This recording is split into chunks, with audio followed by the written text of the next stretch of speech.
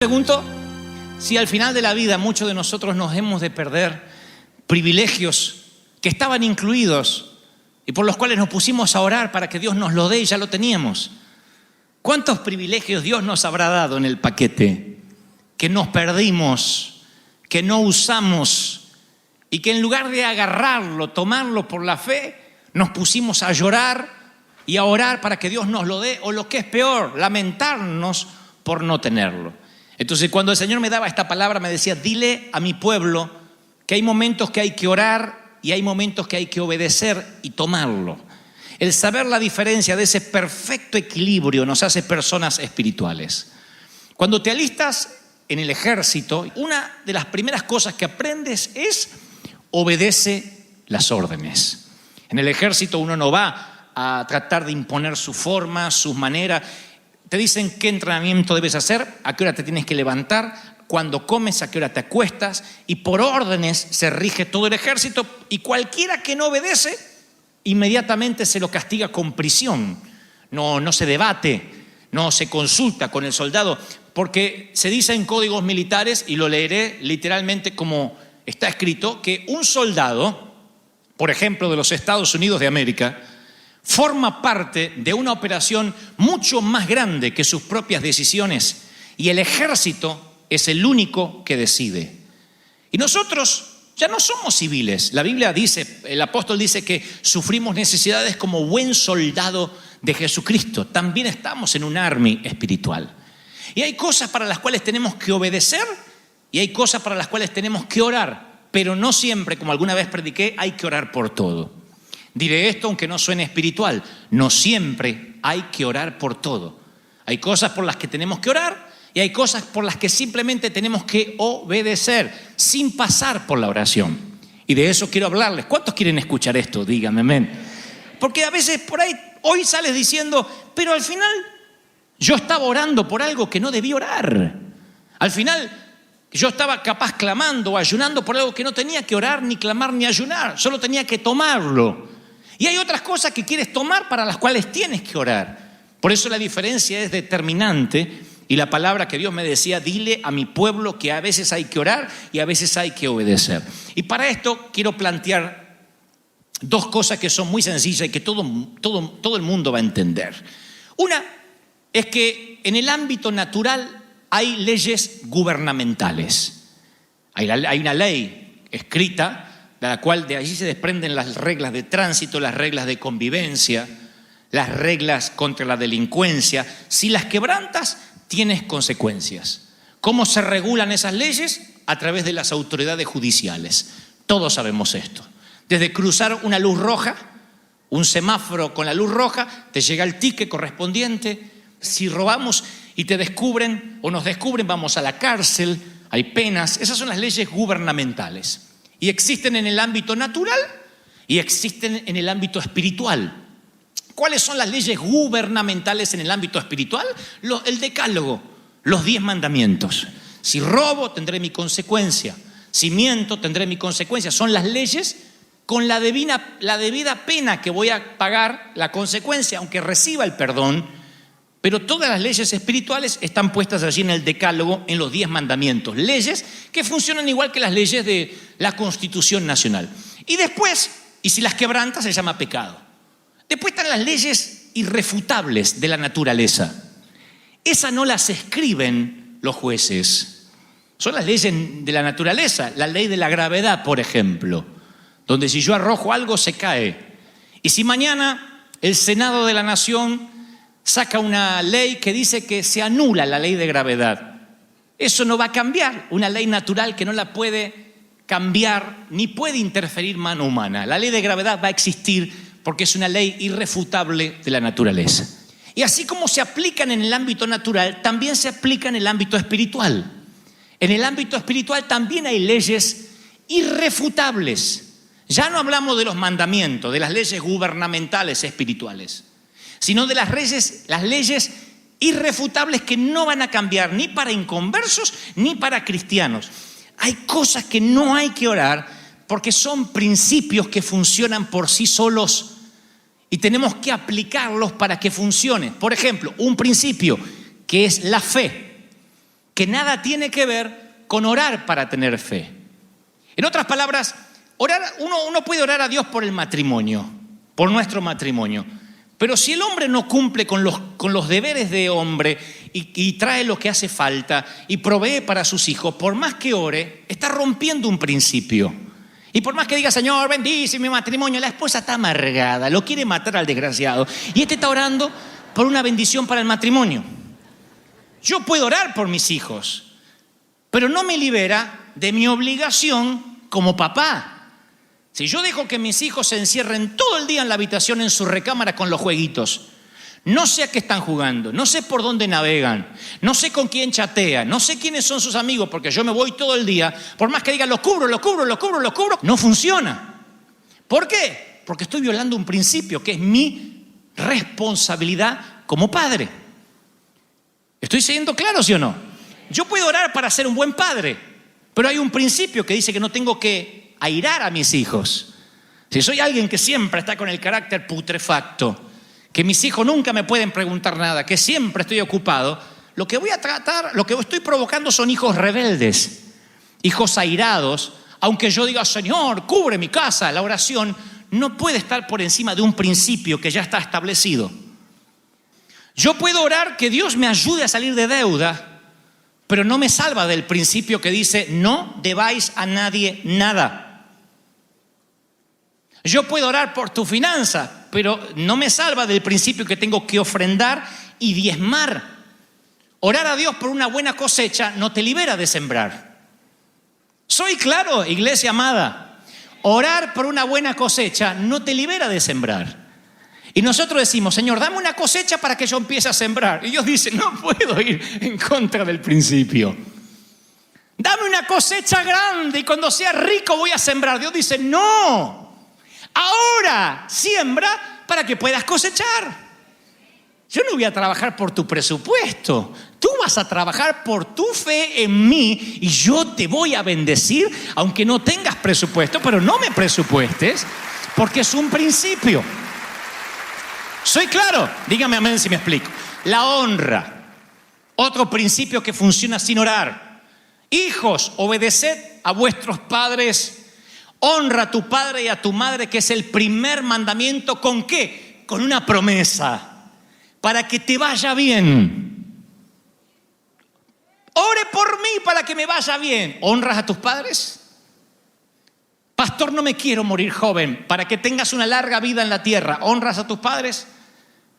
Los tienes que honrar aunque no se lo merezcan. Aunque no hayan sido buenos padres. Porque no se trata de ellos, se trata de ti. Es un principio. Honra a tus padres. Tú dices, no los tengo. No importa, puedes honrarlos igual en tu corazón, quitando rencor, quitando la amargura, diciendo, la vieja hizo lo mejor por mí, lo que sabía, lo que pudo en todo caso, lo cual es mucho. El viejo, ignorante, sin estudio, yo tuve que reconciliarme con mis padres, reconciliarme en mi corazón. Porque hoy que podría hablar con mi mamá, tiene Alzheimer. Hoy que podría hablar con mi papá, no le voy a complicar su corazón débil para pasarle facturas viejas, biles viejos. Tengo muchas cosas para reclamarles, pero un día descubro que este es un principio y que si honro a mis padres, estén muertos o no, si los honro en mi corazón, tendré larga vida y me irá bien en todo lo que emprendo. El carácter, otro principio. Cambia mi carácter. Y la Biblia dice que el carácter no es algo que Dios va a cambiar, es un trabajo continuo, un proceso. El proceso de cambiar el carácter está en las manos de ¿quién? En nuestras manos. Dios cambia el corazón, pero el carácter, uno tiene que decir, voy a dominar mi carne, voy a responder en el espíritu en vez de responder en la carne. Muchas veces yo tengo ganas de responder en la carne, unas ganas. Hay momentos, yo pensé siempre que uno, si respondía en el espíritu, ¿vieron cuando uno quiere matar a alguien y sujetás la carne y le decís, Dios te bendiga? Yo pensé que uno después se sentía muy bien. No, te queda una frustración de la carne Pero pasé por estúpido, le tenía que haber dicho, me toma el pelo, yo tenía que haberle dicho, pero tenía tantas cosas para decirle, me quedé mudo, pero la próxima vez, es como que la carne queda frustrada. Entonces, la próxima vez, ¿qué hacemos? Vomitamos la carne. Que sos no tenés una boca, tenés una cloaca. Y que tu madre, sos igual, y decimos, ¿y ahí qué pasa? ¿Ahí qué pasa? Se contrista el espíritu. Y cuando se contrista el espíritu, es peor que cuando se contrista la carne. Yo quisiera que no se me contriste nada, pero tuve que elegir. Y me tuve que dar cuenta que la lucha que tenía el apóstol Pablo es real hasta hoy. Tenemos que todos los días tomar decisiones. Obramos en la carne o obramos en el espíritu. Y cuando respondes en el espíritu, tu carne se frustra, pero dices, wow, hoy le gané una batalla al carácter. Hoy soy más espiritual que ayer. Mañana voy a ser más espiritual que hoy. A veces quieres contestarle a tu esposa o a tu esposo y eso va para adentro. Y pasa por acá y tú puedes, como llega hasta el intestino y dice, Señor, lo quiero despedir porque me voy a morir. Ahora, si lo largas, uno siente la satisfacción momentánea, pero después se contrista el espíritu. ¿Qué trato de decir? Que el carácter no es algo que uno le pida a Dios. Dios dice, no me digas a mí. Yo te enseñé cómo actuar, es un principio. Como la honra, como la fe. Otro principio que no funciona con oración, las finanzas. Las finanzas, yo oro siempre por finanzas, pero teniendo en cuenta que todos aplicamos los principios. Si no, no hay manera de orar por las finanzas. Yo puedo ser muy espiritual. Si yo no me pongo desodorante y me lavo los dientes, por más espiritual que sea, el resto de la humanidad no va a ser bendecida por mí. Porque hay dos principios que no estoy aplicando, los dientes y el desodorante. Y mis axilas gritan tan fuerte que no te dejan escuchar lo que el Espíritu Santo tiene a través de mi boca. Vamos a ponerlo al revés. Conozco inconversos, los conozco. Un judío ateo. No hay peor cosa que un judío ateo. Porque este no creía ni en Dios. Raro que un judío no crea en Dios, pero este está cerrado a todo. Multimillonario. Felipe se llama. Multimillonario. Yo trabajé para él. Y él decía, vení Gebel, vení. Quiero que elijas una de las iglesias que vos conocés y que agarres uno de los teclados más caros de estos que vendemos, los órganos, y se la vayas y se la dones a una de las iglesias. Y yo le digo, ¿por qué hace eso? Y dice, porque desde que yo siembro es cuando más vendo. Le digo, ¿entonces usted cree en Dios? No, no creo en Dios. Nosotros nos van a comer los gusanos, eso es todo. ¿Y por qué hace eso? ¿Qué sé yo? Porque resulta, decía. Aplicaba el principio de la siembra y cosechaba, un inconverso. El sol sale sobre justos e injustos. Entonces puede haber un creyente súper espiritual que cree que se come la Biblia, que es miserable. Y la Biblia dice, el que siembra escasamente, siembra escasamente, segará escasamente. El que generosamente siembra, va a sembrar generosamente. Cada uno dé como propuso en su corazón. No con tristeza, ni por necesidad, porque Dios ama al dador alegre, ni por necesidad, sino que con alegría. Y poderoso es Dios que puede hacer que abunde toda gracia, a fin de que ustedes tengan siempre todo lo suficiente para que abunden en buena obra. O sea, para que puedas dar, para que te sobre. Con este versículo ya está, se acabó el evangelio de la prosperidad, 5 pasos para la prosperidad, leer el libro de cómo Dios te bendice en las finanzas. Todo está en un versículo, 2 Corintios 9:6. Punto. Un principio. ¿Quieren tener larga vida? Honren a los padres. ¿Quieren tener fe? Un oidor que aplique la palabra. ¿Quieren tener buen carácter? Trabajen todos los días. ¿Quieren prosperar? Siembren. Es como que Dios dice, no me meto, eso funciona. Pregunta, como hacía mi maestra. ¿Puedes trabajar para ganarte la salvación por tus méritos? Es aplicar un principio. Recibir por fe la gracia te hace que seas salvo. Es aplicar un principio. ¿Puedes trabajar para ganarte la sanidad divina? Es aplicar el principio, por sus llagas fuimos curados. La salud es algo que uno tiene que cuidar. La sanidad es un regalo de Dios. La salud es una recompensa La sanidad es un regalo de Dios. ¿Puedes trabajar para ganar el bautismo del Espíritu Santo? No, es un regalo. Creer y aplicar el principio de la fe y viene el regalo. ¿Por qué creemos que tenemos que trabajar para ganarnos la prosperidad? Hay que trabajar para solventar el pan en nuestra casa, pero no para la prosperidad. Para la prosperidad hay un principio. ¿Qué es la prosperidad? Tener no para pagar el mínimo de la tarjeta, tener para dar, tener para sembrar, que siempre te sobre. Eso no tiene que ver con que trabajes más horas. A lo mejor trabajas 72 horas al día y no puedes pagar las tarjetas. Y dice, ¿pero qué me está faltando? Soy esforzado, ¿qué me está faltando? Aplicar un principio que funciona para inconversos y para cristianos. El obedecer, como en el ejército. ¡A vestirse! No te dicen, mire, vístase y después que se vista vamos a comer. Después de comer vamos a ir a la guerra. Tiene que cargar el arma. Te dan una orden. Dios le dice a Abraham, vete de tu tierra y tu parentela. No le dice cuánto va a tardar el viaje, a dónde va a ir, qué tiene que llevar en las maletas. No le dice nada. Vete de tu tierra y tu parentela. Única orden. Y la mujer de Abraham dice, viejo, ¿a dónde vamos? ¿Qué sé yo? Me dijo, vete. ¿A dónde? Vete, ¿a dónde? No preguntaste más. Así son las mujeres, pero no preguntaste más. Me dijo, vete. ¿Pero a dónde nos vamos a ir? ¿A dónde? Vete, vete, vete. ¿A dónde vete? Yo me la imagino a la señora. ¿A dónde vete? Nos vamos allá, a lo más alto del barco. Alguno no entendió, no importa, ahí nos vamos. No le dijo si va a tener plan de jubilación, nada. Porque el Espíritu Santo dice, yo quiero que entiendas que las grandes decisiones del año que viene se van a ver afectadas por el grado de obediencia que tengas ahora con el Señor. Y esos que pasan, envíame las naciones. A veces Dios le dice en el culto, en el servicio, haz una ofrenda sacrificial ahora. Y le empiezan a pedir 14 reconfirmaciones a Dios. Bueno, pero si esto es de Dios, que venga mi marido y me diga lo mismo. Y que cuando salga de acá, no te pido nada. Digo, una profeta que venga con una media verde y una roja. Y esa va a ser la señal de que tengo que dar el dinero. Dios dice, ¿y te pensás que te voy a mandar al Congo? Que te voy a dar las multitudes y cuando te estoy mandando algo sencillo, ¿no lo puedes obedecer?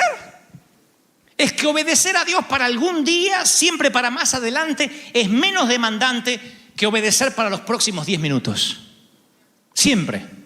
Bueno, Dios me está pidiendo cosas grandes y hay gente que está dispuesta a obedecer grandes cosas, pero el principio, el aplicar, no. Ahí no, estoy pidiendo la voluntad de Dios. Y ahí es cuando hay un contrasentido. Lo que Dios quiere darte se ve afectado porque no aplicas principios para que Dios te lo dé. Un soltero o una soltera. Dios le dice, yo tengo la persona para ti. Yo la tengo. Ah, sí, Señor, dámela, mándamela. No hay en la Biblia un solo versículo que dice, yo te mandaré tu rubia a tu casa. Y el ganso vendrá a la puerta de tu casa a buscarte y se arrodillará con una alianza. No dice eso nunca la Biblia. Tienes que orar para saber elegir. ¿Cómo uno elige? Saliendo al mercado. Si te encierras a orar en la habitación, dame una novia. ¿Cómo Dios te la va a dar si estás encerrado? Es como aquel que se encierra, dame un trabajo. Si no sales a buscar empleo. Obedecer produce más bendiciones que orar. Me van a matar en YouTube por esto. Pero obedecer produce más bendiciones que inclusive orar. Estoy siendo claro, ¿sí o no? Hay cosas que hay que obedecer. Punto. Yo no puedo orar para que me honren. Yo quiero honra, tengo que honrar. Si al final de la vida termino como un viejo solo, es porque no honré. Vieron que a veces uno ve viejitos solos y dice, qué hijos sinvergüenzas, qué nietos desalmados. No siempre hay hijos sinvergüenza y nietos desalmados, ¿eh? A veces esos viejos solos fueron adultos que nunca honraron, que nunca sembraron. Y cuando quieren juntar a la familia alrededor de una mesa porque se les ocurrió aterrizar, los hijos ya no están ahí. Los nietos ya no están ahí. No siempre los viejitos que están solos, no digo que todos, no siempre los viejitos que están solos están por una injusticia. A veces es porque fue demasiado tarde para sembrar. Yo voy a terminar con esto. Miren, ¿me aguantan unos minutos más? Dígame amén. Vas por la vida cristiana, y de repente se enciende tu zarza. Tu zarza es el llamado. Es una orden que Dios te da. Esa zarza puede venir en forma de hombre, de pastor, de un hermano, de un ser querido, de una palabra en la Biblia, de una canción. La zarza sigue ardiendo hoy de diferentes formas. Ya no es un arbusto que no se quema, pero son palabras que recibes durante toda la semana y sabes que tienes que obedecer. Dios te dice cosas como: haz ese llamado, escribe el cheque, visita a fulano de tal, levanta el teléfono y ahora contesta. Hay obediencias que son cortitas, que uno en la gimnasia aprende a obedecer. Shh, no respondas, trágate la carne. Responde en el espíritu. Quédate callado. Obediencia. Se moldea el carácter, pero la zarza está no para que hagamos un altar en derredor de la zarza, sino para que inmediatamente vayamos a obedecer. Arde la zarza.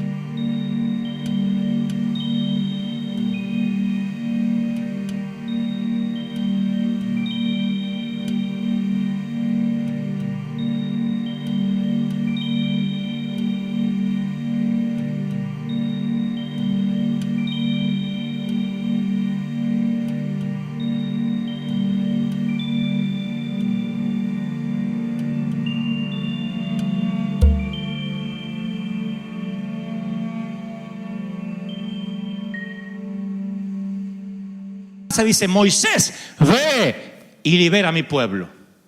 Es una orden. La zarza es una orden.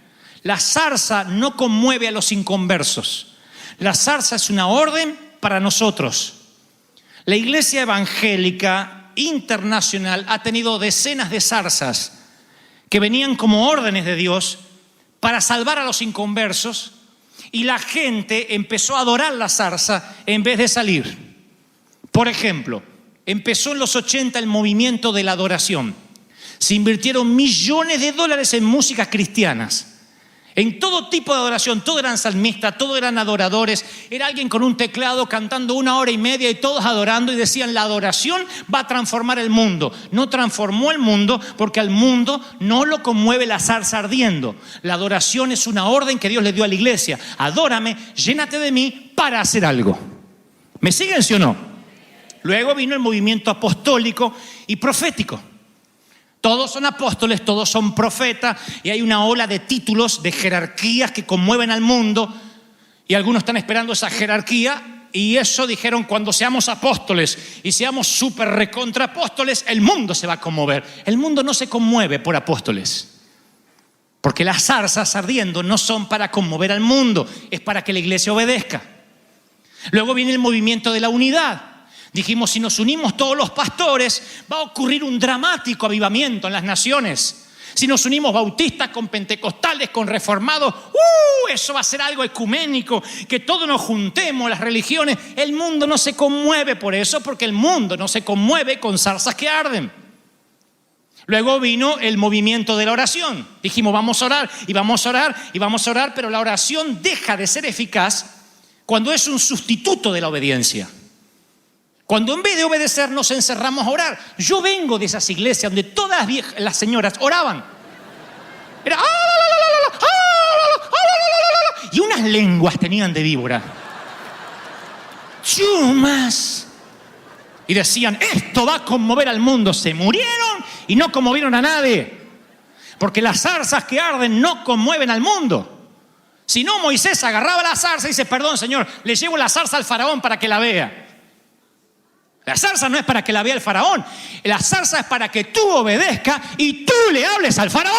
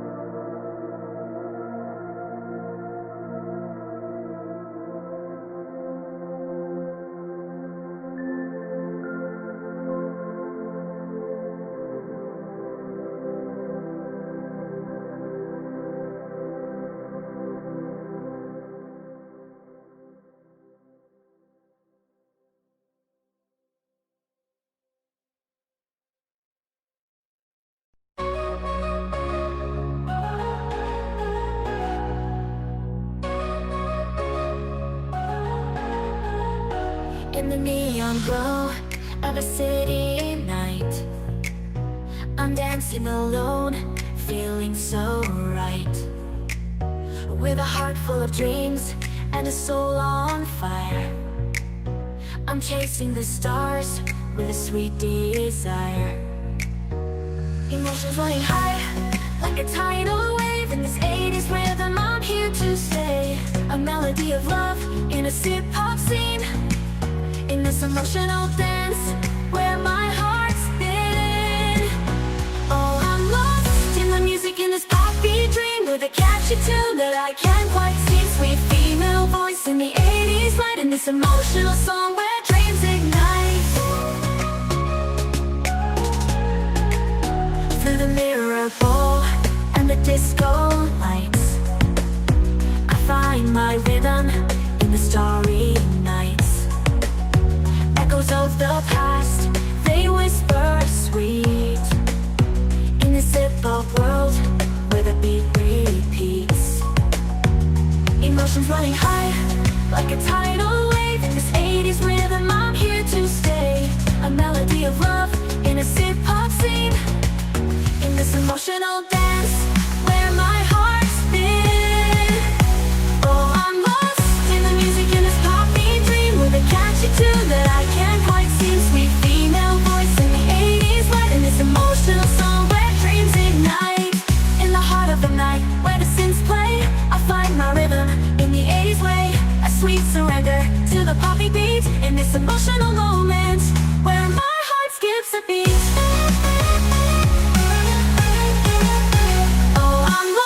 In the music, in this poppy dream, with a catchy tune that I can't quite see. Sweet female voice in the 80s light, in this emotional song where dreams ignite. In the 80s glow, where the night never ends, I sway and twirl with my sweet poppy friends. In this hip-hop world where the melodies blend, I find my place in this emotional trend.